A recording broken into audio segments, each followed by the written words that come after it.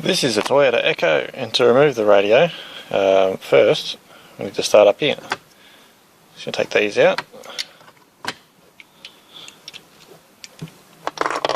and take those two screws out.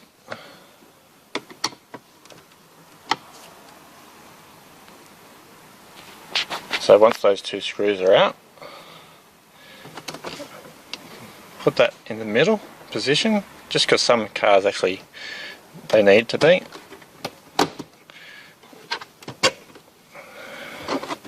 And pull this trim out carefully.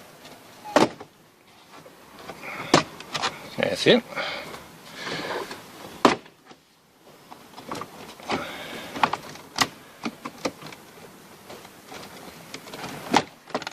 There we go. Unplug your connectors.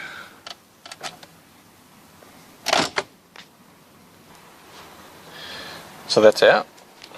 So now you can pull out the bottom part. Take the ashtray out. It generally helps. Is there any screws? I don't think there is. Let's just have a bit of a look here. No. It's been a while since I've done one of these cars. There you go. Right, now there is some screws holding the radio in there, and they're a bit sort of hidden.